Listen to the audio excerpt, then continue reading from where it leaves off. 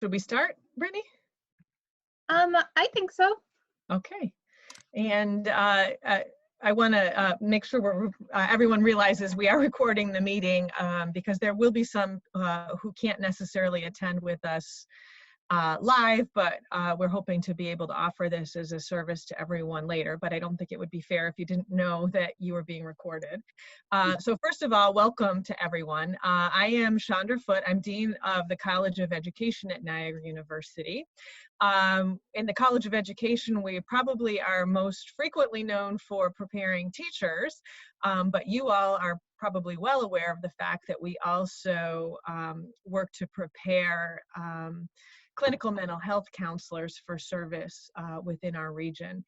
And you also may be aware that we were recently awarded a grant from the Mother Cabrini Foundation focused on helping to alleviate the needs in the area and prepare more people for service for young children and families with mental health and behavioral needs within the region. And we have been meeting regularly to try to gear up for providing those services and really working with you all to continue with professional development and to identify folks who could transition into these fields, because you all know how needed it is. And as we were gearing up for all of this, life for everyone changed.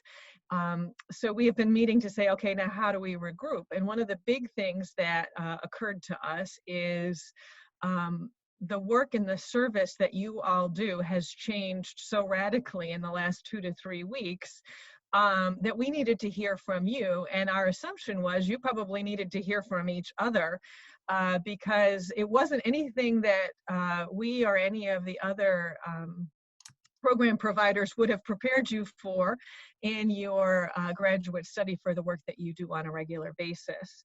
So we thought that it might be a good starting point and a service, hopefully for you as well as for us, to unite you all, bring you together in a way such that you could share some of the challenges and the innovations that you have faced as we transition into counseling in a time of COVID, and some of the innovations that successes that you have found, and so hopefully that you can learn from one another. And one of the other pieces that we're really hoping to learn about is how we can share those innovations and integrate counselors who are preparing to serve better through internships and new information. So I really, really want to thank you all for your participation. And I really look forward to hearing from you about the work that you're doing. So I think without further ado, I'm going to, well, I should also thank Brittany for bringing us all together, to Sue Rainish for identifying so many of you who have participated as panelists, Patty Roble, who is the director of the Levesque Institute, and you will meet and hear from Chris Augustiniak, who is one of the co-coordinators of our clinical mental health counseling program at this point. And Dr. Augustiniak will go through and introduce our panelists and start to facilitate our conversation. So you're up, Chris. Okay. Yes, go right ahead. Okay, now my screen is not working properly, but that should be okay. Well, I'm happy to be here with everyone. I was having some trouble logging in as well, so I don't know who is here from the agencies, but I'm so thrilled. We are so thrilled to have you all here with us today as partners. So I'm going to begin with who I think might be here from Best Self. Do we have Lindsay Rickard? Yep, I'm here. Yes. Okay, hi, Lindsay. Lindsay, can you tell us a little bit about what you do with Best Self? Sure, I am the Director of Training and Clinical Innovation, so I oversee all of the training for the whole company with my team. So Best Self has about a little over 1,000 employees now, so me and my team work on getting clinical training as well as front staff training and training across the board for evidence-based practices for everyone in the company. Thank you. And Sharon, we've been working with Sharon on some innovative projects. Sharon, are you here today? Yes, I am, and thank you for inviting me. I'm Sharon Ray, the Director of Evidence-Based Programs for Best Self Behavioral Health. And in that role, I work with primarily our children and adolescent and family-focused evidence-based programs, which includes parent-child interaction therapy, parent-child interaction therapy for toddlers, DBT for adolescents, EMDR, TFCBT, CBT for anxiety, and others that we're exploring as well. Thank you, Sharon. And Kelly Dorado. Is Kelly here with us? I'm here, yep. Hi, Kelly. Hi. I'm also from Best Self. I am a clinical social worker here in the PCIT program, and I also do TCIT as well. Wonderful. Okay. Thank you. Thank you, Best Self representatives. We're so happy to have you. And we have some people here from Horizon Health Services as well. Christina Pearl. Is Christine? Hi, everybody. I am Christina Pearl. I'm the Director of Corporate Communications here at Horizon, and I do a lot with our Horizon University and incoming curriculum for interns and those looking to do social work internships and programs and training around that. And I'm going to pass it off to my colleague, Joshua Bradley, who's one of our amazing mental health program directors, to discuss a few of the operations he oversees. Hello, I'm Josh Bradley. I am the program director for the Sanborn Outpatient Clinic. We provide community mental health services to both the general community and to any residents over at Horizon Village. And for me personally, I'm also an EMDR counselor, and I also do CBT, DBT. And I just want to add that Josh is a great friend and a wonderful, invaluable resource to our program. He's part of our clinical mental health advisory panel. I don't know what we would do without him. So thank you for your service there too, Josh. Thank you. And next we have some representatives, or one representative, I think, from Spectrum. Is Robert Canada here? Yep, I'm here. Hi, everybody. Bob Canada, Vice President of Community-Based Programs and Services for Spectrum. I'm a licensed clinical social worker in New York State, and I oversee primarily the 24/7 emergency mobile crisis that we do in Genesee, Wyoming, Erie, and Orleans County as well. Thank you, Bob. I think then we'll go to Catholic Charities. Is Jessica Whitley here today? I am. Hi, Jessica. Hi, how are you? I'm great, thanks. Excellent. I am a clinical supervisor with Clinical Services Department, which is the Monsignor Institute of Catholic Charities. I supervise the Children's Clinic in Niagara Falls. I also supervise the adult clinic that is on Humboldt Parkway in Buffalo, as well as our Cheektowaga and Hamburg satellites. And Jessica and Josh, too, are alumni of our program. We're so proud of them. Okay, then we have Community Missions of Niagara Frontier. Do we have a Marley Clark? Yeah, it's Marilee Clark. Good morning. Hi. Good afternoon, I guess it is. I'm the Director of Youth Services for Community Missions. So we have a 8-bed children's CR for the Office of Mental Health. And we have outreach-based programs for kids with probation, Niagara County Department of Social Services, and the Niagara Falls School District. So we have a variety of outreach-based juvenile justice programming. So we can talk about that a little bit later in terms of how we're dealing with those case management programs. And my colleague, Carla McKenna is here from our pros clinic, so I'll pass it to her. Thank you. Hi, I'm Carla McKenna. I'm the intake coordinator over at Niagara Vision's Pros. We're an outpatient mental health clinic. And as Marilee said, through community missions. And I'm excited to hear about how you all are handling this pandemic. Yeah, wonderful. Okay, and then we have Child and Family Services, Erica Kunz. Hi, I am the manager of clinical services at Child and Family. So I am responsible for overseeing all of our outpatient mental health services. So we provide services for both children and for adults. And we have locations throughout Erie County, as well as some school clinics within some of the different school districts in the area. Wonderful.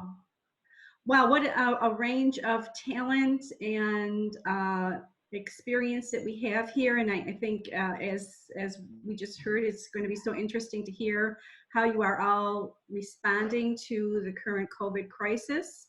So I think maybe we'll circle back up to each agency and hear how you've modified your delivery of your services to your clients in this current crisis that we're in, and maybe how you've modified the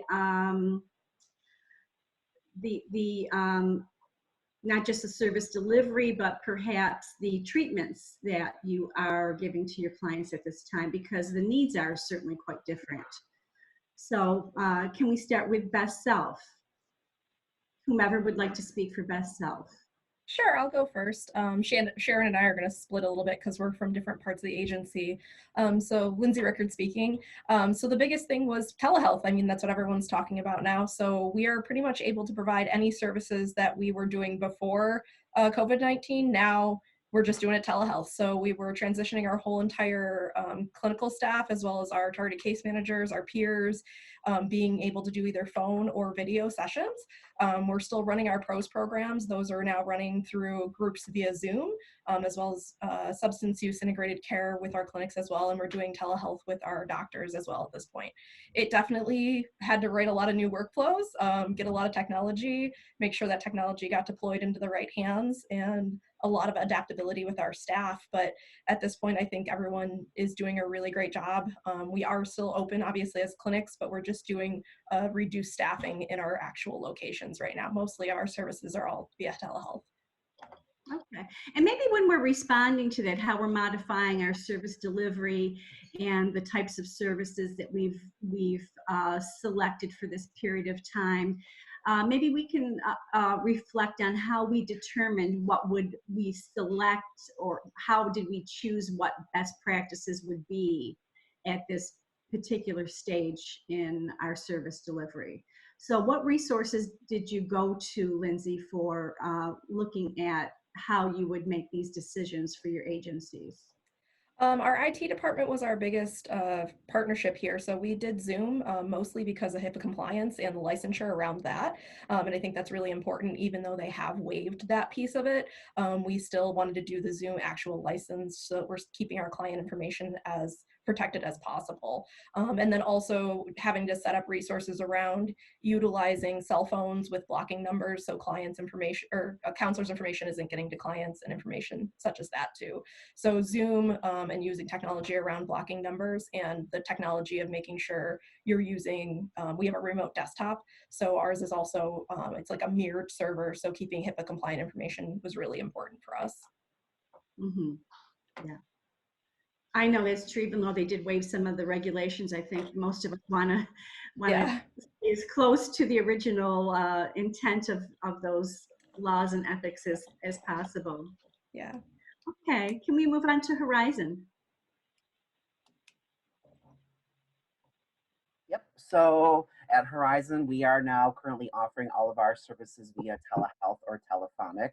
One of the nice regulations that was waived for the time being was be able to provide counseling services via telephone, which is just made us so much more accessible to our patients. And with Horizons, we have either online or through the App Store on your phone, we have our website, Horizon Telehealth, which is fully HIPAA compliant and uses the America Well platform. And we are able to do full counseling sessions via telehealth.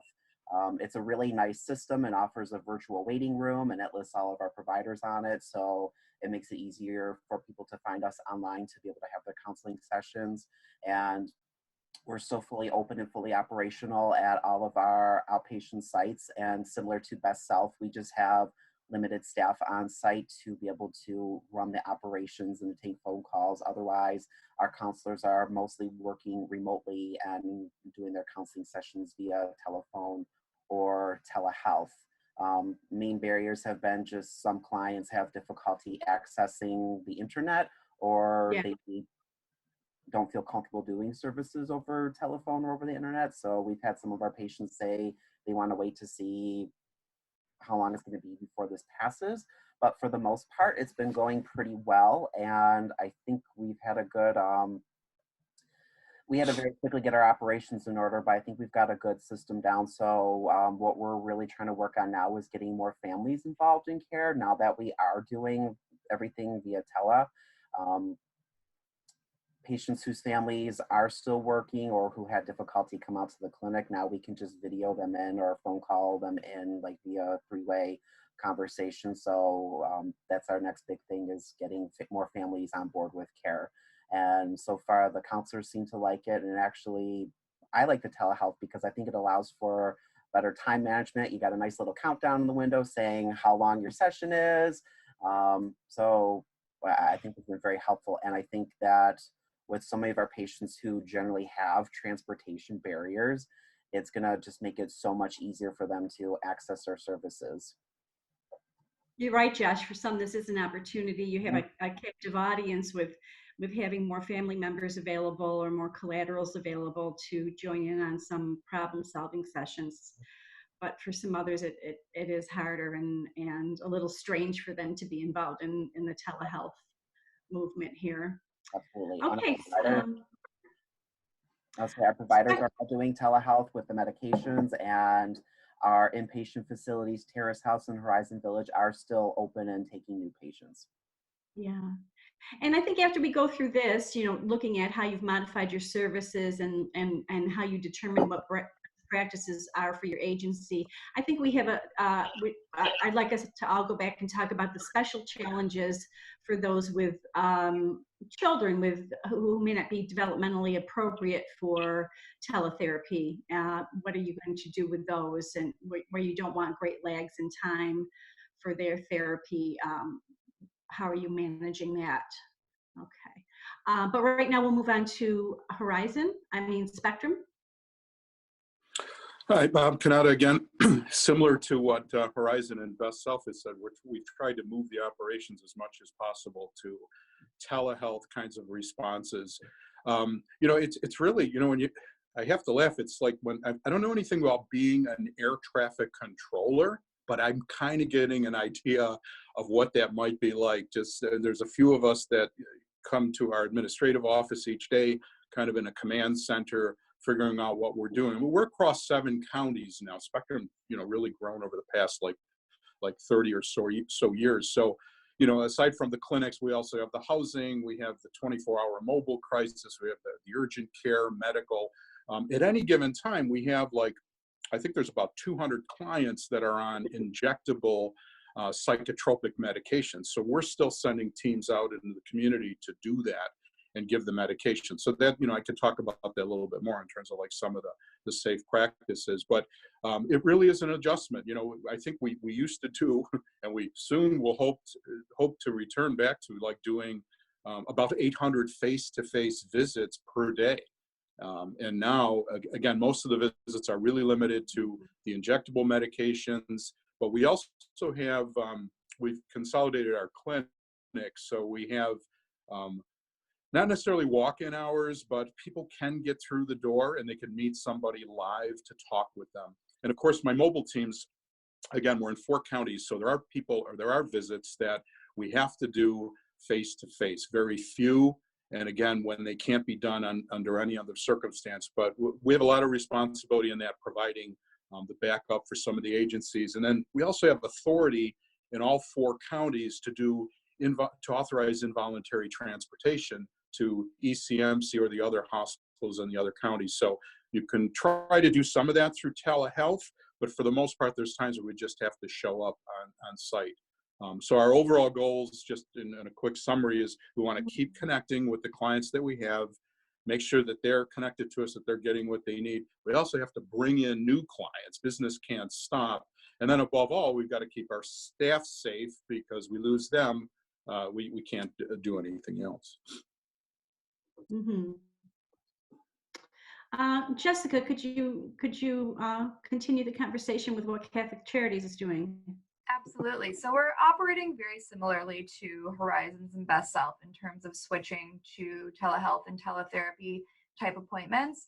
But I think something that Catholic Charities is actually known for, we work with a more impoverished population some of the time. So in some of our clinics, we will have individuals who, again, I know Josh mentioned that they would have some clients that don't have internet access. So we have people that don't have internet access. We have people that may not even have cell phone access. We work with a homeless population at times. So what we've offered in some of our clinics also is those clients that don't have that access, they can actually come into our clinics, and we have a designated office or offices that we've designated as phone rooms for those clients, that they can actually come in and utilize our own extensions so that they can still be speaking with their clinician, but again, still keeping social distancing in place. Obviously, like you said, we do have in the children's clinics those special circumstances of the working with those children that can be a challenge to do via teletherapy. So we are obviously addressing that also. But I think, like I said, we're mainly operating the same themes as everyone else is, and just finding those creative ways, like designating a specific area in the clinic that they can come in if they need to, while still keeping both them and our staff safe. Yeah, those are wonderful accommodations, very creative. Okay, so we'll move on to community missions. Okay. For the residential program for the kids, one of our first partners was our embedded peer family support persons. So we talked with the parents early. The biggest challenge for residential was what to do with the current population of kids. So very similar to after 9/11, we offered the parents the opportunity to take their kids home for extended home time. So we had a big shuffle in residential on the front end of this for additional home time. And once that settled out and then kids came back and forth, we worked on the plans to get the residential programming as back to normal as possible. So half of the population of the kids in residential are home with their families, and half of them have remained in the residential population. So we're using the same services for service plan work that everyone else has mentioned, telephonic and telemed, in terms of using Zoom and those kinds of platforms. So we really haven't done anything more advanced than that that I can think of. Our intake programs, case management programs have done the same thing. So I'm not thinking that we have done anything in a more advanced nature than what others have mentioned. We certainly have been challenged in general at the mission in terms of servicing populations for our pantry and our food service populations every day. So that has been interesting as the agency has really seen an uptick. I don't know that everyone has experience with pantry populations in terms of how most of those are run in the city and surrounding areas, but the majority of them are run by volunteers. they tend to be a little bit older. So the majority of pantries have closed. So those pantries have then kind of kicked that population into our agency. So we've seen those figures really rise in terms of really stressing our agency in terms of picking up the population of those services needing to be, picked up for the rest of the county. So I know, Carla, you probably have more information relative to the challenge for the services for the PROS clinic. So. Hi, yes. Like I said, I'm from the Niagara Vision's PROS program. We are running similar to like some of the other agencies with using the social distancing. We obviously don't have as many participants coming in at this time, but we are using the telephonic services to stay connected and to see how people are coping. Currently, our psychiatrist is coming in. He's willing to do that. And again, we're using precautions with masks and things like that. And we also have the nurse coming in once a week. Also, we do have some injectable medications that people are getting. So that service is still being available as needed. We have transportation. We've had some transportation precautions put in place where we're really limiting the number that are in a van at the same time. We also have folks that use Medicaid transportation also, but Community Missions does help provide that. So they've instituted different policies around that to keep everyone safe. And like the other agencies, we've had reduced staffing, and I'm working from home sometimes and obviously at the office. So it's been interesting. It's been nice to talk with folks over the phone. I think our participants really like staying connected. And we also, for like Marilee mentioned, even for food, we've noticed an increased need sometimes for even our participants. So we've been able to schedule some lunches being brought in to folks who are there for the program during that day. But that's all I can think of right now. Thank you. Carla, are you getting any extra support from any state provisions for your extended pantry needs? That it would be more towards the agency, Community Missions in general. We're also, I mean, we're kind of, they're helping us throughout the pantry and the kitchen at Community Missions on their site. We're located at a different site, but so it's kind of interagency is helping us. So I believe they are getting more help, but I'm not for sure on all that. Yeah, I think all the agencies, in terms of extra provisions, I think they're working all of that through Feed More. In terms of, I think Tom Lowe is in here at some point. Maybe Tom has some more information. I saw him sign in at one point. But as far as I understand, they're all trying to manage it through the food bank and giving additional supports through that. There has been a number, I mean, I can't even tell you how many webinars or other kinds of things have been arranged by all the O's. So we have, it just appears like every day there is like 3 or 4 of them for funders and auditors and people who want to keep up to date in terms of where we are, what we're doing. Having us talk together, get ideas from each other, borrowing policies, all of those kinds of things. So I'm fairly certain. And there was a huge FEMA one that was put together the other day too for folks to be able to, come together and talk about their needs. And I think the foundations have also come out with some information too, and they have been available for folks to prioritize what's been necessary. The biggest challenge for our agency has been, I'm sure what it's been for everyone, has been, gloves, masks, the PPE, the hand sanitizer, the other things. I mean, we have had, the mission has had several orders of things that have been appropriated. So we're opening empty boxes with, pieces of paper that say things are gone. So, you know, you cannot run a homeless program and not have thermometers, you know, or you know, things that you need to be able to tell whether or not, you know, folks are symptomatic in terms of COVID. So it has been a challenge for staff and for consumers in terms of those kinds of limitations. I did want to add one more thing too, as far as we're talking about internships. We do, PROS really has a lot of students come in through our program that are looking to get their master's in social work or mental health counseling masters.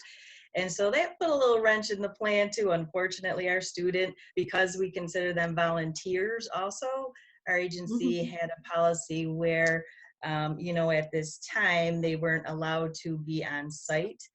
Just as an additional precaution. So we're kind of trying to figure out how that will be in the future too, because we want to make sure the student, you know, obviously meets what they need to do for their school. So that's been an interesting change too. And so we're hopefully we'll see how that pans out also in the future. I don't know if anyone has ideas or if their agencies are similar with how that's working. If they can give me any feedback on that. Yeah, we will talk about that. Okay. Okay, let's give Erica a chance to talk about how her agency is dealing with best practice service delivery and how she's modifying, her agency is modifying their service delivery to meet their client needs. Sure. So for our clinical services, we have transitioned to only providing telehealth and telephonic health services. So we do not have anyone in-house to provide services at that point. We really felt that that was in the best interest of our clients as well as our staff. That definitely was a rocky start. However, I will say we were lucky enough to have begun conversations internally and exploring some telehealth options before we got started with this. So we kind of had an idea of where we were looking to go. It just happened to happen a lot quicker than we expected it to. And we also have part of Child and Family is our employee assistance program, and they had actually started using Doxy.me for telehealth services on their own. They had just started kicking that off before this all started. So we were able to kind of rely on some of their knowledge and their expertise so that we could implement it within our clinic. We've definitely had to shift some of our work a little bit. Again, you know, speaking to some of the basic needs not being met of our clients, having challenges with employment. So we've done a bit more case management type of work in our clinic. We're still obviously providing mental health counseling, but also making sure that they have their basic needs met. Our kids actually really seem to enjoy telehealth. We've seen a lot of pets. We've seen a lot of the kids' rooms and their toys. And we've also really relied on using collateral sessions for our parents. They're taking on some new roles that they weren't really planning to have to do. So, you know, for being the teacher, especially for some parents that may have some learning challenges of their own, for them to now be their child's teacher has been really challenging. So we're helping the parents kind of work through that as well. And really, some of it, like I said, was a real challenge, but we've also been really lucky that we have kind of shifted how our operations work so that we can work from home. So all of our staff had laptops and docking stations already that they were able to remote in from home anyway. So it was really easy for us to just be able to say, okay, take your laptop home and we're going to work from there. And then we also were able to use our phone system to connect people's personal phones to their work lines. So when they're calling out or when somebody is calling in, it's not going to necessarily show their cell phone number or their home phone number, but it'll show their work number. So we've been really lucky to have a fantastic IT department that has worked around the clock to make sure that we could do as much as we possibly could in a remote setting. That's great, Erica. I agree. I do have a private practice as well, and where it's appropriate with children who aren't developmentally suited for extended teletherapy session themselves, I'm using more of short interaction with the children and more extended parent coaching for the sessions. And I find it's working fairly well with most families. So I think that's a good adaptation. Okay, can we open this up to the rest of our attendees to ask some questions of you panelists about your work out there? There are a couple questions that I don't know if you've been able to see, Dr. Aristiniak, on the chat. So someone had asked a question. No, I haven't seen any. And Sharon was going to respond to this, Sharon Ray, related to hearing if anyone has found it challenging to get kids to interact during a telesession and how to keep them engaged when you don't have the hands-on engagement tools that you normally do when you're face-to-face. Maybe Sharon wants to respond to that. Yes, I would be happy to respond to that. So I think one of the things that we're finding is that there are some variations in terms of whether you're doing telehealth services via Zoom or another platform where you can have that face-to-face contact or telephone, and then the age of the child. So for those who are familiar with parent-child interaction therapy, we're already sort of in a model where part of the time is together in the room with the family and part is the therapist behind the window coaching the parent through a wireless earbud. So we've had a really beautiful, smooth transition with that. We had support from our PCIT international community. There's already been research about that. So that's gone incredibly well. For our teen programs, our DBT, Zoom has also worked well, and they do phone coaching anyway. So the teens and parents are very used to using that way to get coaching and skill use with families. And it does seem that it's that middle range of kids, like the ones who are a little bit older and where you've maybe been doing some individual work with them as well as family work, those 7 or 8-year-olds up to the early teens, that can be more challenging with that in terms of that engagement. So if you're using Zoom or another platform, through the chat box, you can upload worksheets or other kind of documents that the family can then open up. So there's a way to then engage with them through that. We've done things where asking kids to be able to, if we can visually see that, to be able to bring, paper and crayons over to the table or other things. We might mail out worksheets so that they have them for the session ahead of time is another way. So I think where that sort of lands is when we don't have the technology and we're doing this by phone. So I've been doing a lot of supervision with staff and saying, well, how, if that's where the way that we're working, a lot of it will be parent work, as Chris had said, but another part of it can be, how do we talk to kids? Kids, if you ask a question that's a quick answer, they're going to say yes or no, or I don't, so you're going to have to practice your open-ended kind of skills, like tell me a story about something that you did, this week, or tell me about, we've talked about being able to assess safety. How's everyone doing with being home together? Who's the most chill? Who's doing this? So really kind of looking at the way that you are working to engage the kids in a conversation. Definitely easier if you have a visual and you can, hold up worksheets or, share different kinds of resources that way. I think there are ways on the phone that by thinking about the kind of questions and the way that you're working with them, you might get a little more participation than we might otherwise. So those are some of the things that we've found. And we've also looked at different ways to develop safety plans with families, like how we're using, tools through the Zoom chat, ways that while you're on the phone with the family, you can talk to them about apps that they can get on their phone if they have that, or just walking them through different things, having them write it down. I think that's been one of the biggest challenges, is how do we assess for safety and develop safety plans through these means. So we've really been working on that part as well.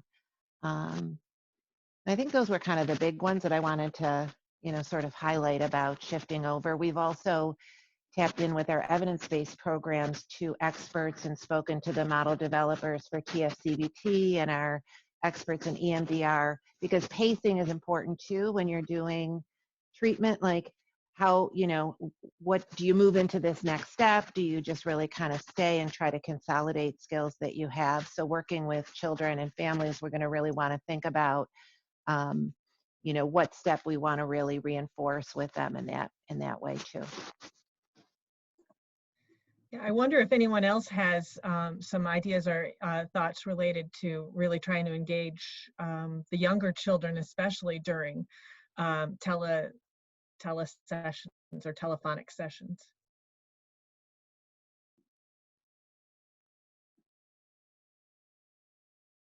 I can speak a little bit to that. See, the fun of technology is that you have multiple people talking at the same time. So that's been something that we've had to kind of work on with our clinicians, especially those that are play therapists, because they're used to having specific toys that they utilize or specific games that they utilize. So we've had to get a bit more creative. And I will say, like, our clinicians generally have been really good about emailing each other resources and things that they've learned, and just being as creative as possible about what does that client have in their own home, even if it's just a piece of paper and a pencil that they can potentially draw pictures that we can utilize, and they can put it up to the screen, or they can kind of describe what the picture is if we're on the phone. It's definitely, as Sharon was saying, you have to be as creative as possible, while still trying to keep the same techniques and the same model that we would utilize when we're in a clinic setting. And Jessica, you are going to jump in too. Thank you. Yes, so I've found that a lot of our clinicians have been using just really simple variations of methods, utilizing the things that the clients have at home. I know I have one clinician in particular that says that he plays almost like a guessing game if he's doing a teletherapy appointment of describe to me something in your environment around you, and I'm going to try to guess what it is to just kind of get them engaged, and that they'll do the same with him in his office, to kind of get them kind of involved in the session before they get kind of into like the deeper meaty end of things. Other things like if working with a child who has had trauma, if your dinosaur could speak to me, what would they say? That sort of thing. So bringing and utilizing those personal items of the child seems to have really helped, especially with the younger children, to kind of help them express some things that might be difficult for them if they were just talking into a phone. Great ideas. Kelly, I don't know if you have had a chance to share yet. Please feel free, anybody to jump in, but I'm not sure you got called on yet. So I do mostly PCAT, so Sharon spoke to that a little bit of just, I was telling her yesterday or this morning, I think it was, just how smoothly we seem to have transitioned into doing Zoom with PCIT. And I think it's because, we do typically the coaching through an earpiece anyways. So it seems to be the kids are actually really excited about it, to show me their rooms and their toys and, the cat that walks by the screen and, all that kind of stuff. They've really seemed to just think it's so cool that, Miss Kelly is in their house.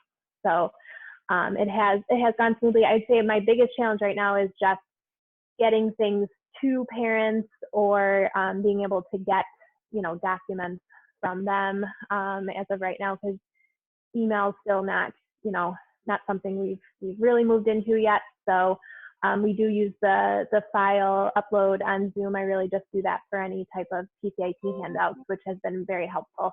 You can do some screen sharing too. So if I didn't, before I was uploading the documents to Zoom, I could go to like the UC Davis website, who has PCIT handouts posted on there, and we could do a screen share through there, things like that. So I've definitely seen great successes so far. This is Sue Reinish, if I can interject for a minute. Remembering my work with the young kids, I'm wondering if maybe it would be possible for agencies to maybe have common types of play items like Play-Doh or Legos available to both the children and the therapist. This way you could kind of do a joint activity. Obviously the Play-Doh was always a good one with kids as well as Legos. And this way, I'm wondering if that's something that you could see coming down the road. It just seems like we have to become very innovative with our clinical practice if this is how we're moving forward at this point. Any thoughts? Necessarily that. This is Lindsay from Best Self. But what we have seen is that with the Zoom, you can actually do screen sharing. So if you do screen sharing, there's actually like a whiteboard. So we have had counselors and children play like games, or they've done like, been like, you start a picture, I'll complete it, and things like that, which is kind of a nice interactive back and forth ability as well, so that there is some of that kind of connection that way. Talking about the toys, so for PCIT, we do play situation with the parent and the child. So we have a list of toys that we give during what we call our teach session for the first phase of the program. So our families right now in PCIT, they usually get a couple toys out that are appropriate for the play scenario, and then we allow the kids to, pick from there. So I've had a variety of ways that parents do it. Sometimes we're doing it at the dining room table. Sometimes we're doing it in a playroom. Sometimes on the floor of the living room, and they just kind of bring their laptop over or whatever screen I'm on and kind of prop me up there. And, in the beginning, I usually talk so that everybody can hear me. We kind of do a check-in. And then when it's time for coaching, a parent usually puts, like, if they have it, earbuds in their ear or something like that. We can also use the whiteboard or the chat box if I need to kind of type something or say something to them that I don't necessarily want the child to hear. We can do those kinds of things too. This is Chandra Foote. I'm wondering if you could, you or Sharon could give us a little bit more information about what PCIT is. Maybe I'm the only one that doesn't know, but it would be helpful. Sharon, did you want to do that? But you can jump in anywhere too, Kelly. So parent-child interaction therapy is an evidence-based model that's been around for about 50 years. And it is designed for young children, 2 to 7, and then we're also trained in the toddler version for 12 to 24-month-olds. And the focus is really on, for the standard PCIT, to address disruptive behaviors, difficulties with emotion regulation. There's adaptations for anxiety.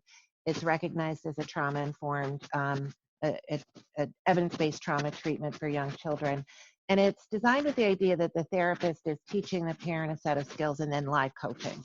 So, and it also emphasizes the importance of first building the relationship before moving into discipline, that the relationship is really the foundation of that. So and it's very assessment driven. So there's a baseline observation of interactions that happens. Then there's a teaching of the relationship and positive attending skills, coaching to mastery, like to high level of overlearning of those skills, and then kind of a similar process with the discipline skills and protocol. And it's done in our clinics in these specialized suites with one-way mirrors, and the parent wears a wireless hearing device and the therapist is coaching. And the idea then is that the focus is on the relationship between the child and parent versus therapists definitely develop relationships with the kids and the families, but really we're focusing on that interaction between the child and the parent. Also, we help parents learn skills for them managing stress in their own lives and the stress of parenting, and being able to regulate their own emotions and model that for kids. So it really lends itself to a telehealth, and as I said, it's been researched with that. But I think it gives a lot of ideas of where you could do this if you're working with young children and families not following this model. Like a best practice is, what can I do to support that interaction between that child and parent? Right at this time, like how is that time together in a session with me doing some coaching of that, really helping this family to, stay calm and regulated during this difficult time, helping them think about creative ways to connect with each other during that. So I think there's many things from the model that really just fit so perfectly because of it being relationship focused, because of it being about being able to regulate emotions together as a family. that can be carried over if you're just doing that work but not following that particular model. Someone asked a question before about how do you guarantee privacy with a child when you can't be sure where the parent is. And I think that goes to also really to building your relationship with the parent, and having that understanding about how we want to still create a space for that child to be able to talk about feelings, kind of without those other, folks present or distractions, and reassuring the parent that if there's something they need to know because there's a safety concern, that they would definitely be looped in. But I think the way that you do that is that you develop your relationship with the parent for them to understand and feel trust in you being able to be alone with their child. Similar to in the clinic, we have parents sometimes who are very uneasy about their child being seen individually. And conversely, we sometimes have families where the parents have sort of taken a step away, like their understanding of child therapy is the therapist meeting alone with their child to kind of do the interventions, bringing about the change, and we're sort of pulling them in. And I, kind of sharing, sort of a best practice and adaptation that in a clinic setting, sometimes we'll have maybe a parent come in and bring the child, and then they want to leave. They want to wait in their car, or go do an errand or something. And through this telephone thing, a parent who was kind of engaging with therapy in that way in the clinic was more interactive with the therapist and was beginning to share some vulnerability and some worries about their parenting and some questions that I'm not sure would have happened kind of in a face-to-face, like in that other situation. I think that this really provided an opportunity for the parent to do that. So I think it really goes to your relationship with the parent and their understanding of what you're doing, in terms of the privacy. And Kelly, I don't know if you wanted to add anything to what I described about PCIT, or what parts of PCIT could be applied, when folks are doing other therapy in other ways.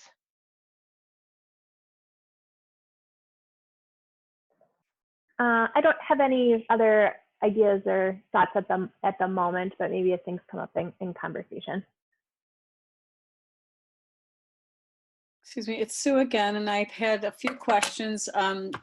Some are on the screen, but I know the students are extremely concerned as to obviously how to go forth with their internship and their training needs.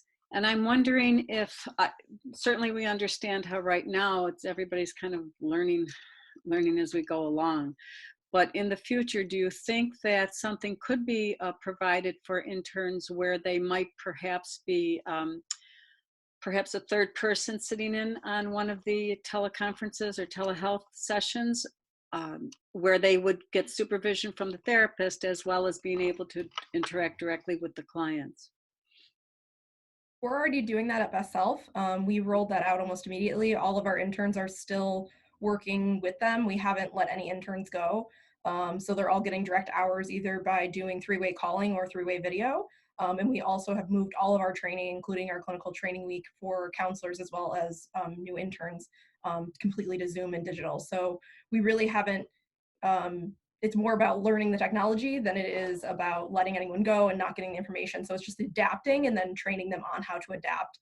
And with the technology, we're just working really hard if we can provide them with company technology to do so. If not, just making sure it's HIPAA compliant in the way that they're accessing our systems outside of our sites.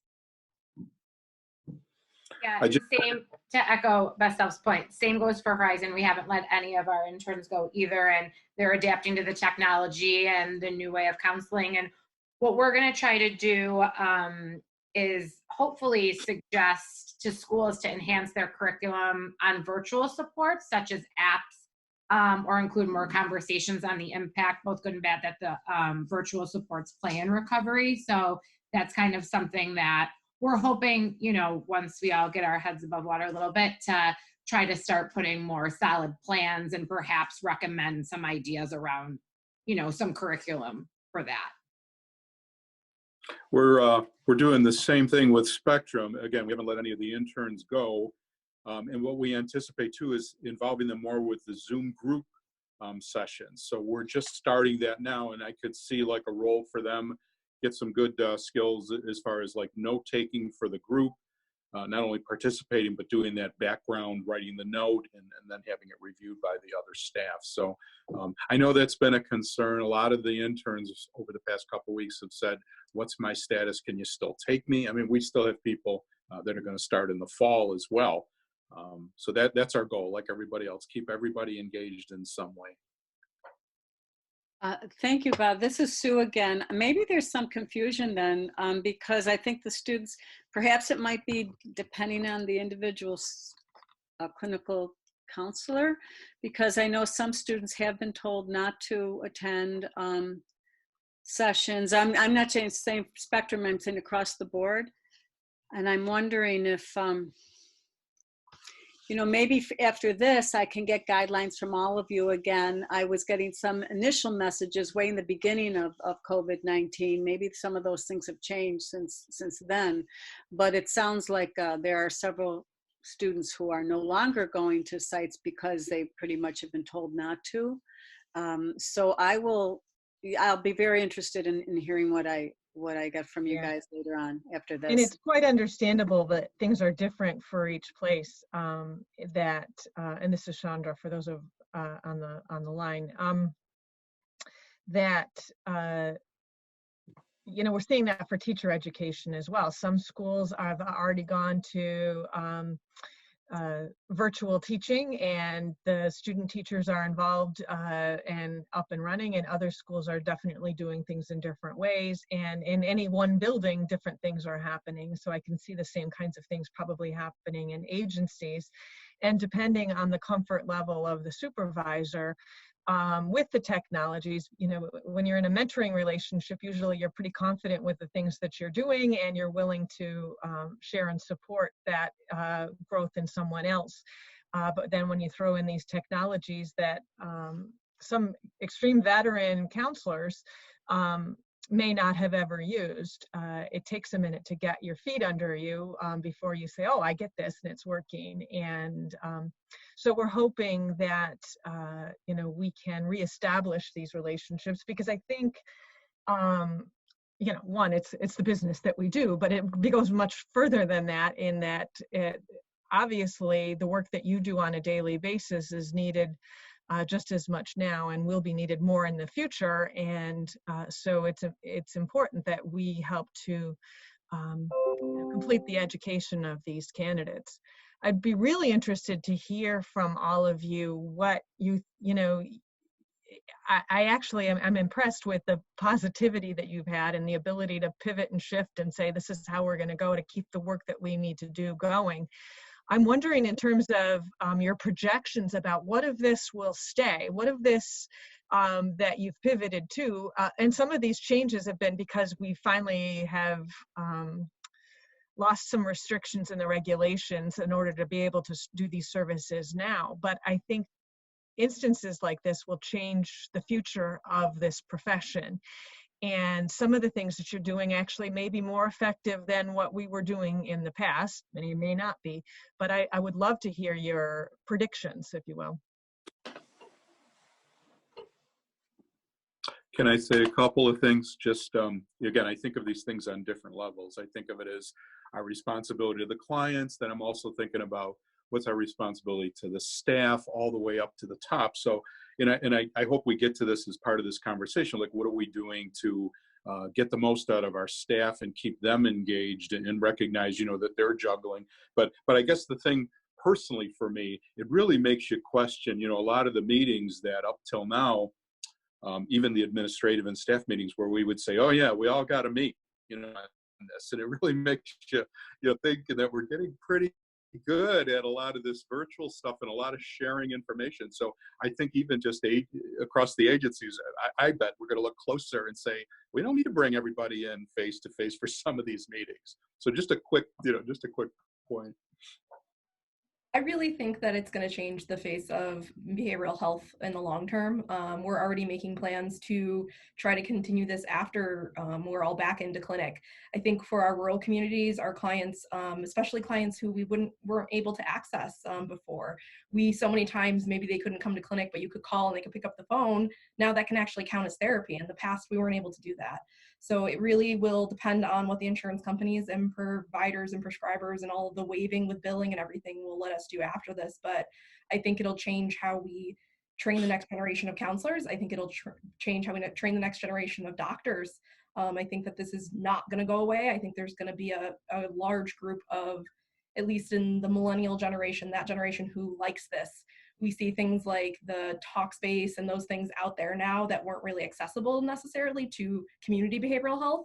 And now that we're kind of catching up in that area, I don't think we'll necessarily be able to go all the way back. And I think that can be a good thing. I think this was a silver lining to all of this in some ways. Well, I think, as you guys are going through all of this, to please be extremely reflective on what pieces of this really are working. We have more opportunity, I think, in higher education to be engaged with policy creators and be advocates for this. And so if there are pieces of this that you absolutely think are a silver lining, are things that should stay, we really want to know about that, because hopefully we can make those, well, one, not only educating our own students to be prepared for those things, but to advocate for it to happen.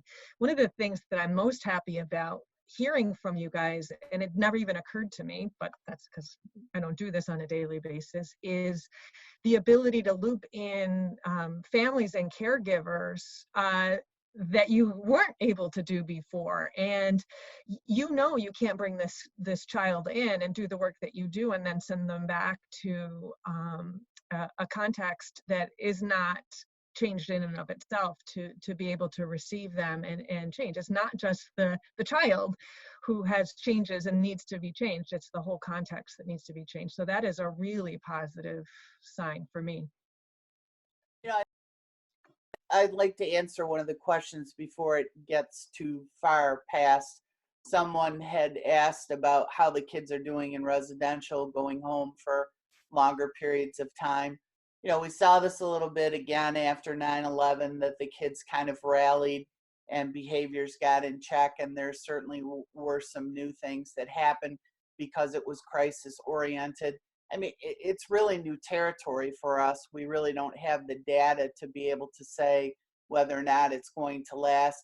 A couple of the kids were really kind of nearing discharge, so they have been given supports relative to service planning where they should have been doing well anyways. So we're providing daily contact. There's a lot more intervention and supports happening for the parents through parent support, and really kind of calling out on a daily basis and making sure everybody is getting what they need. And it's hard. It's hard for us to kind of be quarantined at home. So to have really kind of forced that home time home before folks were ready, I'm really kind of surprised that the families are doing as well as they have been doing. So we're really just kind of giving them boosts and accolades. As far as how there's been some changes to this, I agree with Bob. We're really kind of taking a look at meetings that really needed to have occurred or not. But I also am one of those people who has now become agitated that decisions are now flowing with 10,000 emails, that if we were all together for 15 minutes, it would have taken 5 minutes and not 150 emails during the day. There are days that I'm here that I want to just throw my computer against the wall because it's just really, lunacy for how many emails it's taking to make a decision about something. So I also think the aspect of it being technologically based, I think, is going to be challenging as well. And it's like bang, bang, bang, bang, bang, bang, bang, trying to get information, where I would think the challenge being face to face sometimes, even in a clinical session, is to be quiet and listen. So not to be forcing. So I think some of that also has, you do things differently when you're in the same room with the person than you do when you're using technology. So I also think that's going to be a challenge. And my last comment is for the governing agencies. You know, one of the things about this whole fingerprint process, you know, the Office of Mental Health farmed this out to private entities to be able to do fingerprints, and that was going to speed up the process for us to do hiring. Now they're all closed, so they're right back to waiving the requirement for fingerprinting now. So part of the issue then becomes they weren't even prepared for something like this, because look what that has done. So we're all jammed up now in terms of thinking some of these decisions have all made things better. Now you can't have people sign service plans. That holds up Medicaid billing. So they're waiving all these things. All these things that had become rules are now not even necessary. So if you can do telemedicine and people just agree to things, you know, we've come so far in the last, 4 weeks. It's amazing about how many of these rules for signing things to have parents present just aren't even really needed anymore. So I think those things are going to be good aspects. I wanted to spin off of what Lindsay, Bob, and Mary Lee said. We haven't talked about the impact and how we're taking care of the staff, which is so important. So I have a three-pronged question, I think. Are you in the agency finding that your staff needs more crisis training, for one thing? And secondly, your agency staff is not just working from home. They're home trying to work, and they're human beings who are in the middle of a pandemic and a crisis themselves. And the work, like you said, Mary Lee, is harder. It's harder than it was before, because it's much, even though these other regulations have been loosened, the work is more complicated. It's more challenging. The 15, 25 emails to keep up with just to get one small job done. It's a much more integrated, complicated process to take care of simple things. So how are you helping your staff, or do you think your staff needs more assistance in crisis training? Not just, obviously, we can all benefit from more training in technology if we're going to be using this in the future, but what else do the agencies need to prepare their people and take care of the well-being of their staff if we're going to see more rounds of this? I can speak to some of that. So with what Mary was saying earlier, just about like the decision making and that process, I think it's going to take a lot of deliberate effort on our parts to really organize how we have our conversations and being intentional as to what we are deciding on. And is this going to be an email, or do we shut down the million emails and just say, you know what, let's schedule a meeting at this time and place, and then we'll discuss it then. And just having more up-to-date agendas going out to everyone. I've been really trying with my team when this all went down last week, setting up a really solid infrastructure of making sure to have recurring Zoom appointments for both individual supervisions and for our weekly case conference. So we all come into Zoom for our case conference. That way we can speak to everything there. And then working on having centralized points to enter in information, such as like what cases we're discussing, what our productivity is, etc. So that part has been challenging, but that's also been fun. I've noticed that I've had to micromanage my team more because of this, and actually I've been enjoying the fun operational aspects of it, so it's allowing me to get more creative with what systems I'm coming up with, and luckily I have a very awesome office manager who helps me out with that as well. So she and I work together as a team, and we do a lot of the stuff in the background so that when it's time to bring something to the group, it's us presenting it together after we've hashed it out, versus let's just put this out to everyone on the team and then let's have these really long email chains. And then as to doing the crisis work or like just having more of those trainings, I think that in time, as we see how long this is going to go on for, we've been emailing all sorts of different resources to each other. So as part of that process, you know, putting out to the team, hey, which of these resources do you need and what do you need more training on? You know what? Let's either schedule a separate Zoom meeting or let's just make that our case conference. And today we're just going to focus on learning X, Y, and Z skills. So we're going to have a lot more deliberate conversations. And probably as time goes on, as we're feeling this out more and we see what the issues are coming up, paying attention to that as directors and putting that out to the team of, okay, I'm noticing these patterns of you're struggling with this or the team's struggling with that. So we're just going to make that our case conference this week. Great, thank you, Josh. Excuse me, Chris, this is Sue again. I'd like to say that we have several school counselors and school psychologists who may be attending this as well.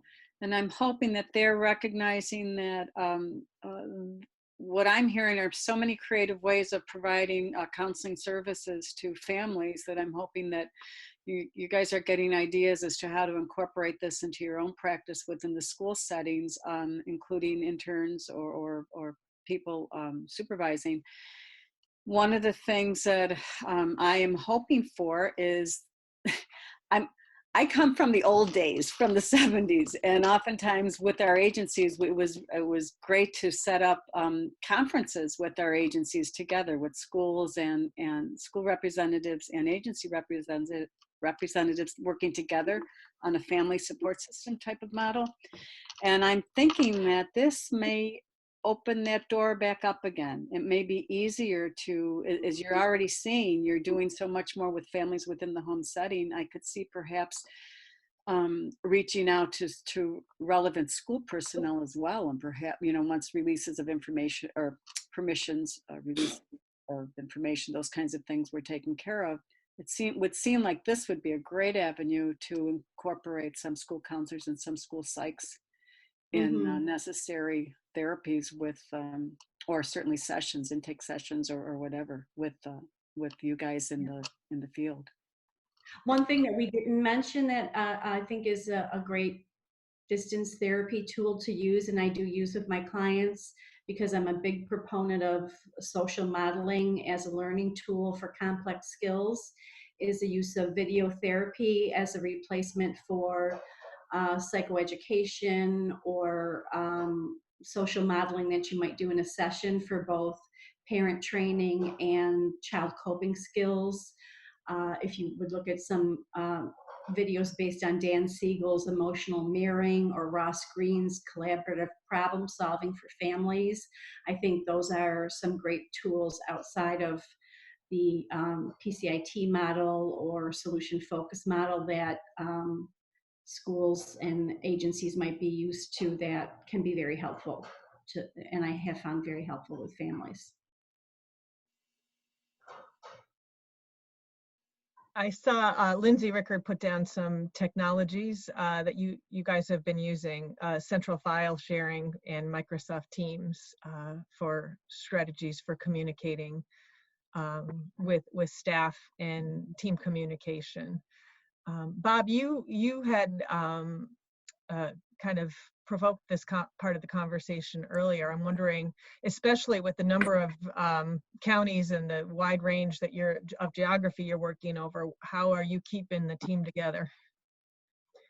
So our CARES team in Erie County is the 24/7 mobile crisis for anyone under 18.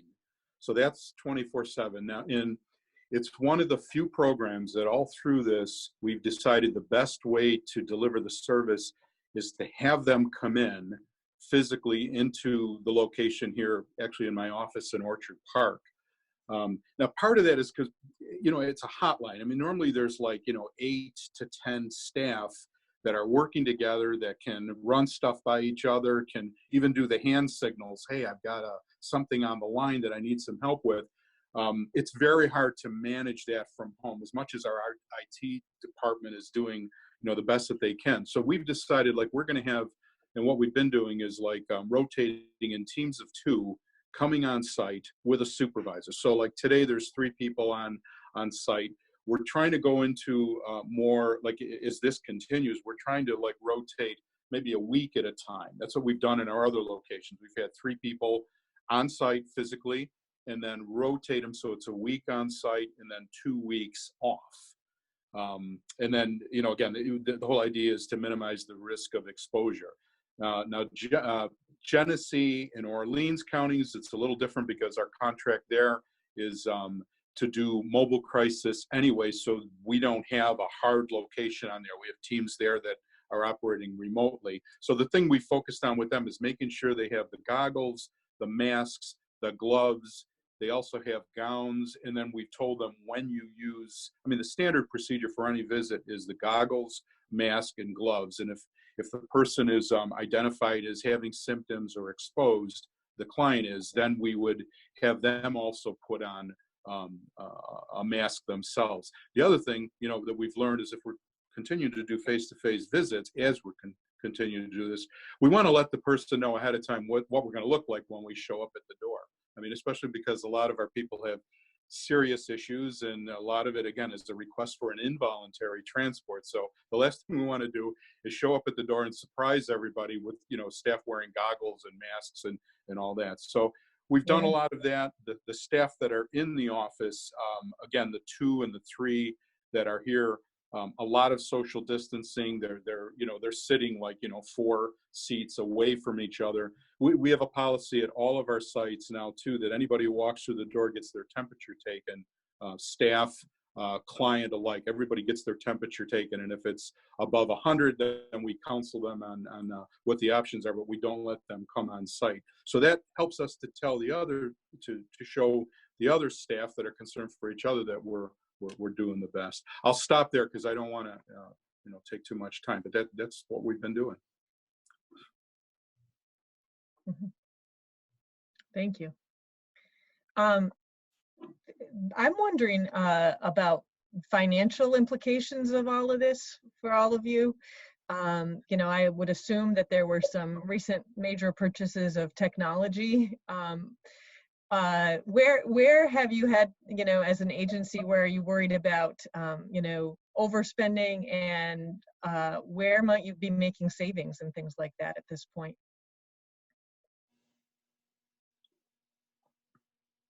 Can I You guys aren't go ahead, yeah. If I could add just one other thing. I laughed the other day because they were telling me that our show rate is 85 to 90, 92%. And that's been kind of interesting because, normally with the face-to-face in the clinics and outside too, there's a lot of no-shows. So that's been really good for us. And then our central intake has, I believe it's increased in the number of people that are calling. And, again, I think of it like old school too, in that, there's a lot of people that are going to be obsessed and have a lot of anxiety about, oh, it's my first counseling appointment. What happens when I walk through the door? Who else is in the waiting room? What if I want to leave? I'll look funny leaving the office. So our central intake has been trained to say to people, this is a telephonic kind of an intake process. So I would probably say it's probably easier than ever to navigate a lot of those anxieties for people to make that first decision to actually get involved with counseling.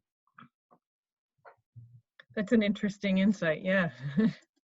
Yeah, it's giving us the opportunity. We're actually going to move to 24/7 assessment, access to services. So it's MOMH and Oasis are pretty much saying to us that our operating certificates, if we request, we can change the hours that were available. Plus we have our Club West location that is our after hours when our clinics are closed. So as of Friday, we're actually going to be able to, on our website, as well as via telephone and video, be able to provide an assessment when anyone wants one, which is a big change that we've been able to do not be able to do that in the past. So if we are allowed to, after all this ends, to continue the telephone and video sessions, that would be a great piece for the whole community.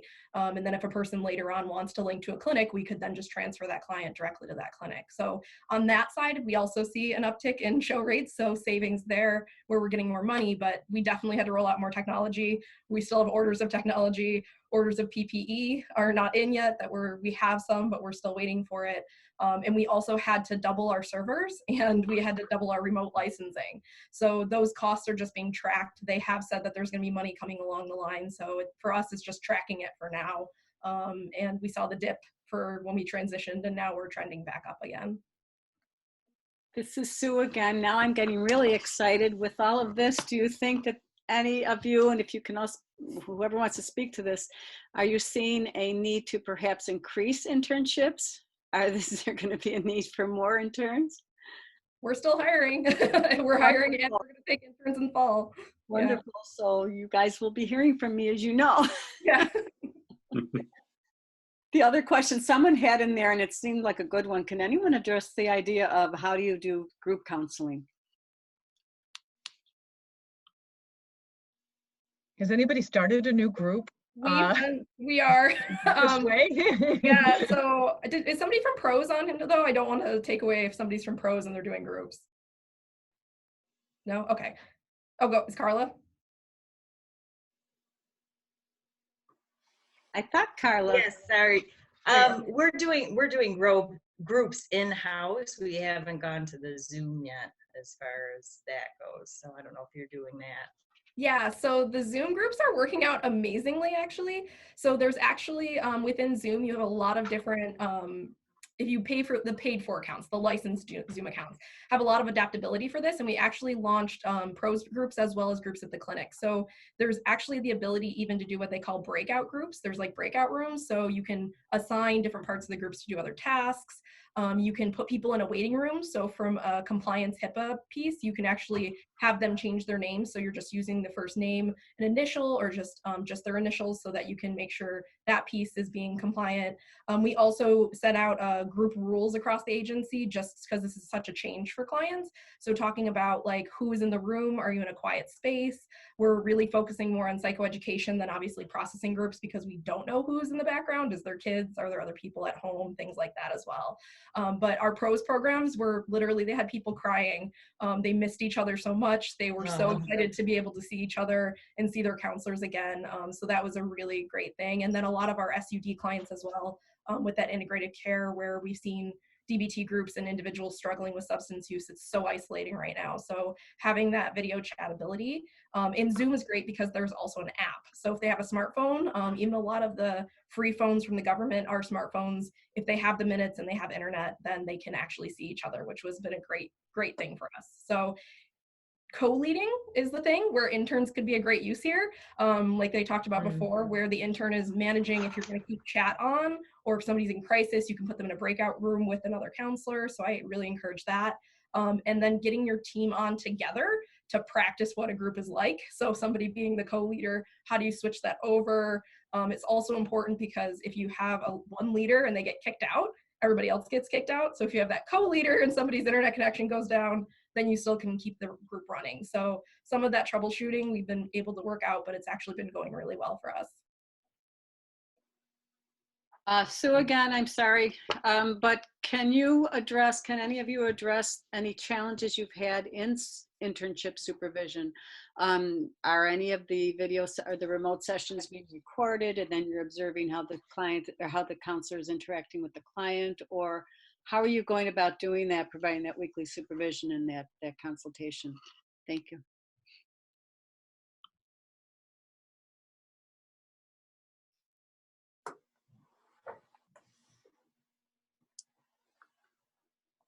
Anyone? I don't want to be the only one talking.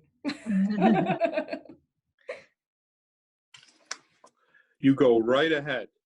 Okay, so I actually oversee all of our interns. We place a little bit over 100 a year. So right now, all of our interns, I said, are still going. So they haven't been recording sessions, only because from that standpoint, it would save the file locally on somebody's computer.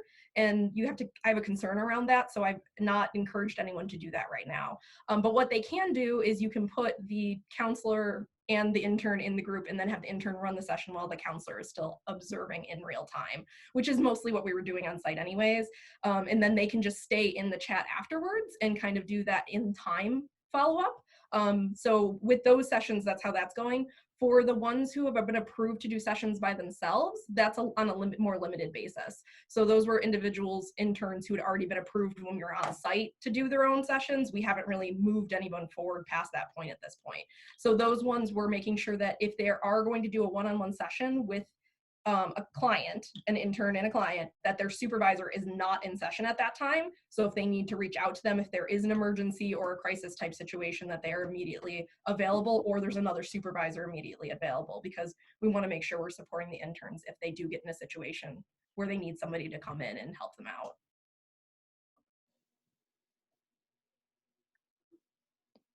Thank you, Lindsay. That actually lets me know that probably for that would make sense as it is for most of our internships.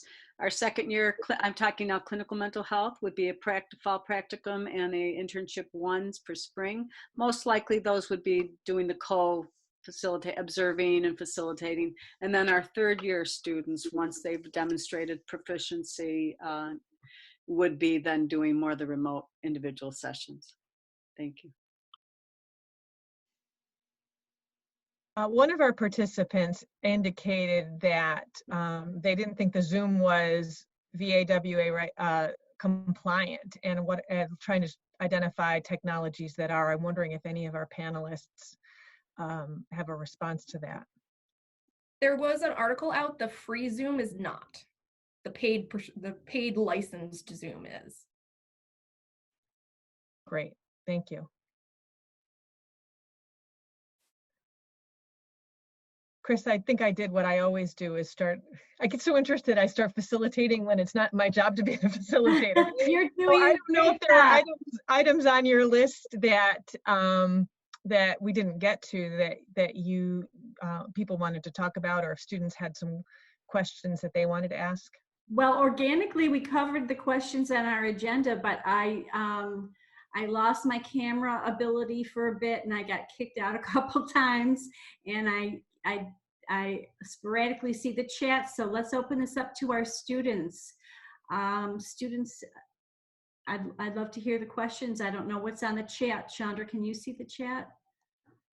I think we've been answering the questions through the chat along the way. Somebody did ask a question about there's an agency offering free support groups for emergency responders and healthcare workers.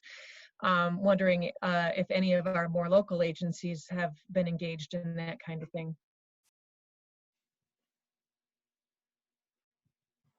I'm sorry, could you repeat the question?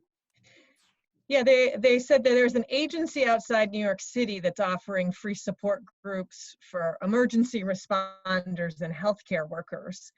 And the question was if any of our people who are on the line are offering services like that to emergency first responders and healthcare workers and things like that. I can imagine the stress and crisis of dealing with this on a daily basis is adding to some mental health needs. I know that here in Erie County, I know crisis services, they're not on the call, but I know that they offer that service that they've been doing for a long time, and they do pretty well with it. A couple other things I was thinking about when I signed up for, there was the governor's request for health professionals to sign up and be available statewide and all that. And when I signed up myself, one of the things that I wrote is that although I really don't want to travel outside of Western New York at this point, I'd be available for any kind of telephonic or Zoom, anything that would be helpful with first responders or even clinicians and other staff of other agencies, because I think part of it is, you tell people, well, if you've got any issues, discuss them with your supervisor or HR. But then you get people who are like, yeah, but that's a little too close. Wouldn't it be nice? I was just thinking about this morning. Wouldn't it be nice if agencies kind of from a distance offered some of their own staff to be a support to staff of other agencies further away, so you don't have to worry about, oh, they're gonna judge me or it's going to interfere. But I think that's a big deal. It's first responders, but it's our own staff. A lot of us I know have connections with EAPs, and that's well too. That's well and good too. But I was thinking it would be nice to broaden that. I mean, I would have no problem with a phone call from someone outside of this area saying, can I just have a confidential conversation with you? I'm overseeing 50 or 60 staff, and this is really getting the best, the better of me. Yeah, that's a good point. And I would think, I don't, we're nowhere near the apex in Western New York yet. And I get sick watching the news of what's happening in New York City. But I do see, you know, the governor has requested people in the healthcare professions who have retired to come back in and to try to help with all of these things. I'm wondering if you all are feeling overwhelmed or feeling that other agencies in Western New York are going to be needing to get a whole lot more supports and services. Will we get to the point, do you think, that we're going to have to be pulling back retired counselors? I'd like to speak to that if I could. I think one of the challenges for our agency has been that there are so many diverse parts, so many moving parts to the agency that, you know, Carla works in the pros clinic. Carla, I'm not even sure if you're completely working from home or if you guys are in a rotation where you're coming in and still running some stuff back and forth in terms of having social distance contact with consumers still. You know, I have some case management staff that we closed intake, and they have then volunteered to work in the pantry because that program was running 100% on volunteers, and we can't close the pantry.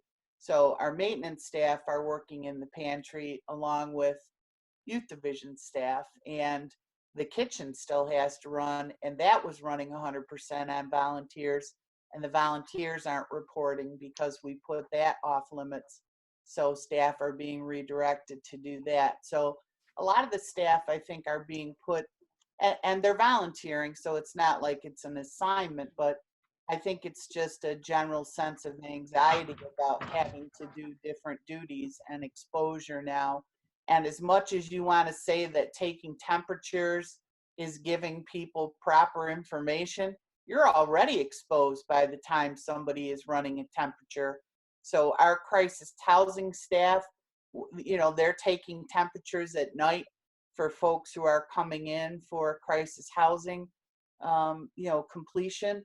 But I mean, they may have already been exposed to clients who are you know, active with COVID, and it really is a sense of anxiety about how we're providing support for employees who just believe that they, you know, are once you're having contact with folks, there's just a whole different sense of anxiety. So within the agency itself, there's a kind of a fracture between the staff that were permitted to work from home, you know, almost a stratifying of, you know, well, great for you guys got to report, you know, you can go home and work from home, and then, you know, we still have to come in and report.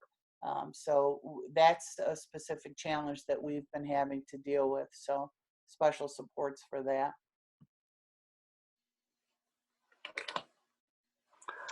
You know, I'll add another thing to it. You know, I've been thinking too, like, I don't think, like, you know, counseling 101, what we teach students and what we practice in our practices is, you know, to look at balancing your level of personal disclosure, right? And, you know, we always talk about, you know, the cardinal rule, how is this benefiting the client, you know, as opposed to me. But I don't think we've ever been at a time where we've had so many, you know, such a common thing that, like, everybody who you're interacting with, we're carrying our own into this situation. So I think we have to support that too with our staff and individual in group supervision, and that it's easy to get off on a tangent when someone says, oh my God, the world is, you know, collapsing and this happened to my mother and whatever. It's so easy to get into, yeah, I'm worried about my own family and my brother and all. So I think more than ever, you know, again, I think I always kind of revert back to the simple things.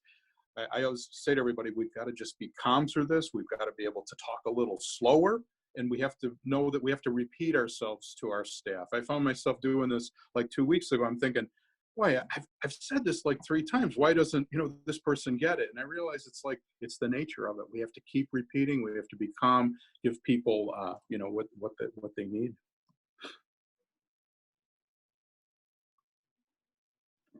There's a question over here. As a soon-to-be graduate, curious about opportunities in telehealth as a new clinician. Are there job opportunities that are 100% remote? I'm aware that there are agencies that do 100% remote telehealth, mental health counseling, but I am not sure they are located in New York. Not that she would have to be in the state where they are to garner a job with those. They are currently being advertised nationwide because of the circumstances. So that is something to investigate, but to launch a business from New York State after this crisis, I'm not sure how that's going to pan out. I think there's a lot of unknowns related to that. Yeah, it will be really interesting to see what this experience does to the entire profession, just to see, 5 years from now, what will we look like compared to what it is now. It's amazing. If anybody has, a thought or an idea that that's pressing, we'd love to give an opportunity to share that. We do have one final kind of transition and piece of closure that it will take at least 10 minutes. So we want to make sure that we save some time for that with Lynette. But if there's, if one of you has a brilliant idea or insight that, or even somewhat brilliant or might be brilliant idea that has come up as a result of this conversation that we could share. Obviously, counseling is not a competitive sport. If we can all share with one another, we will all be better in the long run. I think there's been some brilliant ideas shared already. Sue, I hope you can reach out to our partners who haven't been able to participate today and share some of the great ideas about how the services have been modified and how interns who could lend such a desperately needed helping hand to these agencies who really need the extra help right now, how they're making it work. Maybe that could really serve the community very well. So I'm certainly willing to help you do that, and maybe others are willing to serve as consults to that as well. So hopefully we can get the word out, because there's some really wonderful things happening here, and I really thank you all for sharing what you're doing. It's really good work. Yes, Chris, I'm glad that we're recording this, because I was wondering if everyone would agree. Perhaps this is something that we could make available to anyone interested to hear what everyone else is doing, this recording today. We'll get some permissions on that, and at least keep it contained behind any, we're not putting this up on YouTube at this point. I'm also wondering if Lynette, you want to share a little bit more about some opportunities that we have. I reiterate what Chris said. We are very thankful. I'm actually very hopeful too, as a result of hearing how quickly you all were able to pivot and get up to speed and to be able to continue to offer the services that you do, because we need them now more than ever, and we needed them a lot before. So we really appreciate that. And so if Lynette can share with us some of the Mother Cabrini Foundation opportunities that are going to be open, you all may be interested in them, or we're sure that people who will be interested in them, and they are financed and would be opportunities for you, for your staff, or for new folks coming on. So Lynette, you want to go? Yeah, hi, can everyone hear me? Okay, great. All right, Chandra shook her head, so I'm going to say, yeah, that's great.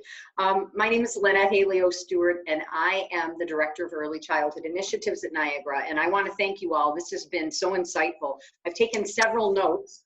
The Mother Cabrini Foundation, Health Foundation, has been able to fund us to support you all, to support the mental health needs of children and families in our community by enhancing your needs. So we have some professional development opportunities coming up as a result of Mother Cabrini Foundation, and even the event today was sponsored through that. Earlier in the session, Sharon mentioned PCIT, and Sharon Ray is going to be serving as a professor for an upcoming special topics course we're going to be offering that is set to kick off the week of June 8th and wrap up by July 17th. And it is going to cover the foundational skills of PCIT. In addition to that, it's also going to cover elements of the pyramid model, and I'm not sure how familiar everyone is with that, but New York State has adopted the pyramid model. It is also relationship focused, and there would be strategies on how to support parents with their children that is all foundational with relationships. It covers positive solutions for families, working with that younger population, and parents interacting with infants and toddlers. The pyramid model is based out of, it's evidence-based, came about through Vanderbilt University, the Center for Emotional Foundations for Early Learning. And it is a nice companion piece for PCIT. And the hope is that we can better equip you with tools to work with young children and their families, because we know that there is a shortage of specialists in early childhood, mental health and behavioral health.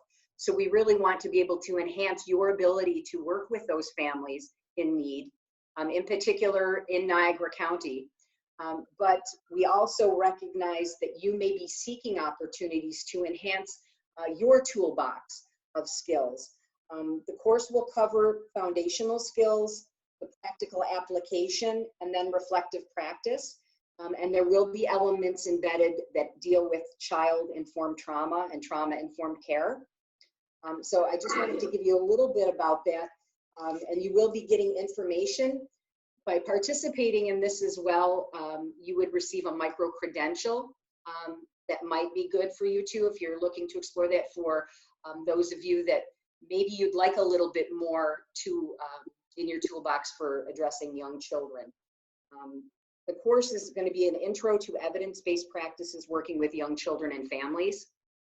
Again, we know there's a large wait list in Western New York as well as around the country for specialists in mental health for young children and families. And when I say young children, we're really looking at like maybe a birth to age 7 for early childhood. I know some of you are working with some of those populations already, and some of you might be looking to enhance those opportunities. So you're going to be getting information about that in your email, and we, at some point following this session, so we encourage you to look into that further. It will probably include asynchronous and synchronous opportunities for the interaction. So you'll have something like this with the professor, Sharon, who will be teaching that, and then there'll be some times that are not in live time. You know, Chandra, I'm wondering if maybe you can elaborate a little bit about some of the College of Ed pieces with the coursework. Sure, yes. And I'm just going to play dumb here. And what's the cost for people to attend that? There is no cost because it is covered by, to you, Yeah. there is no cost to anybody who's going to participate. The Cabrini Foundation, again, the Mother Cabrini Health Foundation, is covering the cost of that. So this is a great professional development opportunity at no cost to you, because the cost is being incurred by the foundation, and then we are offering it through Niagara University's College of Education and our Levesque Institute. And Patricia Roble is the executive director of our Levesque Institute. Thank you. And then, so that is a transcriptable. You would have a 3-credit-hour graduate transcriptable course as a result of that, plus the micro-credential that's related to the PCIT and the pyramid model. Other initiatives that are underway associated with the Mother Cabrini Foundation grant. We have an opportunity for folks to participate in the first 3 courses in the 3-course sequence leading to an advanced certificate in applied behavior analysis, ABA, applied behavior analysis. So you would also be getting an information on that, and people can take those 3 courses between now and December online. And if they would like to continue to pursue the advanced certificate in applied behavior analysis, they would be well on their way with that. We are also offering 2 courses at the graduate level leading to early childhood teaching certification. For those who are certified in other areas as teachers, they can receive an extension in certification down birth to grade 2. With a focus on these same kinds of things. What about typical and atypical early childhood development, and the social, emotional, and behavioral needs of children and how to interact with agencies and supports. So there are 2 courses associated with that. And we're also going to be offering our bridge program for individuals with a background in school counseling to transition into mental health counseling. And I think there are 5 courses, Chris, that are associated. 5 courses, 5 courses. including the 6th, which is the PCIT course. Yes. Which makes it all tuition free, which I have to say, I haven't been so excited in so many years about the entirety of this program. I think this is such a gift to the community that we can offer these credentials to people and pay for them and get people out there with such a high skill level. And it's just a wonderful opportunity. So the 5 courses in mental health would be our standard 5, which have been approved by the state. If you come in with a equivalent or similar master's degree, we do still have to review your transcripts and make sure that you will have 60 hours of graduate training at the end, and that you have covered the necessary skill levels according to KCREP. But that all being said, you will take 2 internship courses, 300 clock hours each with university supervision. And then you will take psychopathology and the DSM diagnosis course, and counseling and behavior therapy with children, and our foundations and ethics course. And they are offered as flexible as we can, most of them with an asynchronous online format, except for the internship courses, which we want to certainly have group supervision with. So there'll be some committed timelines for that. But it's that's such a wonderful opportunity. Actually, all 4 prongs are. So I'm sure we can find some people who can really do some good work with these credentials. So we'll be sending out flyers for all of those programs. On the flyers are sort of the schedules and the formats for those courses, and contact people. So if people have more questions about that. And so we would really appreciate any of your help and support in trying to recruit folks. I think we all have the same mission and goal here, is, providing mental health and behavioral services for young children and their families in the Western New York and especially Niagara County regions. And so we know that you'll be a great asset for that, and we really appreciate it. Oh, I just wanted to, this is Lynette again. I want to make sure everybody knows the course will cover the foundational skills of PCIT, but it's not the full PCIT training. So it's more of the foundational knowledge and application of those skills in conjunction with child trauma-informed care, and the pyramid model, all infused together.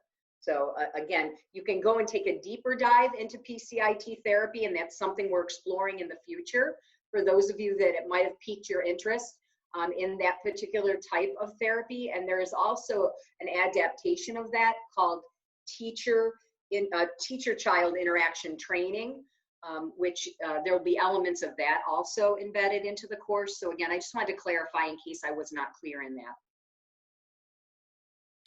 I just wanted to add, I believe, isn't it so too, Chandra, that if there are perhaps any other master's level students that in a related field such as school psychology, as long as transcripts are reviewed and they meet what is needed, they can also do that. The challenge will be is, again, doing their internships.